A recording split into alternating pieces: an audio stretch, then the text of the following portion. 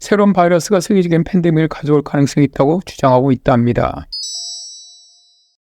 잠자던 바이러스가 영구 동토층에서 깨어나 인간과 동물에게 치명적이 될 수 있음을 보여준 사건이 2016년에 발생했죠. 러시아 야말로네네츠 자치구에서 12살 된 목동이 탄저병으로 숨졌는데 탄저균이 발견된 지역에서는 이미 슬록 2,300마리가 죽었고 주민 8명이 탄저균에 감염됐다는 판정을 받았습니다. 사건을 조사한 전문가들은 지구온난화로 동토의 땅 시베리아가 녹으면서 오래전에 탄저균에 감염된 동물의 시체가 드러났고 이 균이 슬록과 목동에게 전염되면서 사망하게 된 것이다 라고 밝혔습니다.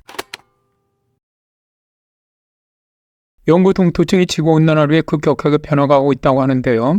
극지방이나 그린란드 빙하지대와 시베리아 영구 동토지대는 생물들이 살기 어려울 정도로 추울 뿐더러 1년 중 6개월가량 어두운 밤이 계속되는 곳이죠. 그런데 최근 심각한 기후변화로 시베리아 지역의 기온이 지구 평균보다 4배 정도 빠르게 상승하고 있는데요. 2023년 극지방 여름 최고기온이 38도까지 올라가면서 빙하와 함께 영구 동토층이 급속하게 녹아내리고 있습니다. 이로 인해서 동토지대와 빙하 안에 존재하고 있던 치명적인 바이러스들이 빙하가 녹고 동토가 녹아내리면서 세상으로 뛰쳐나올 수 있다는 것이죠. 이런 이론에 불을 붙였던 사건이 1998년에 알래스카의 동토에서 5천만 명 이상의 사망자를 가져왔던 스페인 독감의 바이러스를 발견했을 때인데요.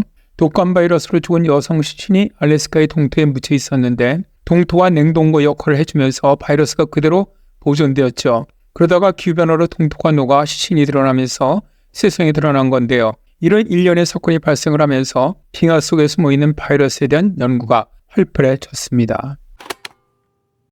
프랑스 엑스-마르세유 대학 연구팀이 약 48,500년 동안 시베리아 영구 동토층에 언상태로 있던 바이러스가 되살아났다라는 분석을 내놓았는데요. 번식력이 살아있는 일명 좀비 바이러스가 깨어났다는 겁니다. 2023년 3월 19일에 장 미셸 클라베리 바이러스학과 교수 연구팀은 영구 동토층 전역의 7개지 영구 동토층에서 약 48,500년 전 호수 밑에 묻히는 것으로 추정되는 바이러스를 포함해서 인류가 처음 보는 바이러스 13종을 발견하고 연구 결과를 국제학술지 바이러스에 발표를 했죠. 연구팀은 아메바 배양액에 영구 동토층 시료를 넣고 아메바의 감염 여부를 확인했더니 13종의 바이러스가 검출된 겁니다. 동시베리아 야쿠티아의 한 호수 16m 아래의 영구 동토층에서 발견한 바이러스는 인플루엔자 바이러스 약 10배 크기인 1마이크로메타이었고요. 메모드 털에서는 약 22,700년 전 판도라 바이러스 계열의 바이러스도 발견했는데요. 모두가 새롭게 발견된 바이러스라는 것이죠. 그리고 심각한 것은 대부분의 바이러스가 세포를 감염시킬 수 있는 능력을 가졌다는 건데요. 연구팀은 바이러스가 오랜 시간이 지난 후에도 전염성을 가지고 있었다. 고대 바이러스가 깨어나면 인류 건강에 큰 위협이 될 수 있다라고 밝혔답니다. 2023년 8월 19일에 핀란드의 헬싱키 대학교, 미국 미시간 대학교 등 소속 국제연구진은 기후변화로 영구 동토층이 녹아 새나오는 고대 바이러스가 생태계를 위협할 수 있다는 연구 결과를 발표했는데요.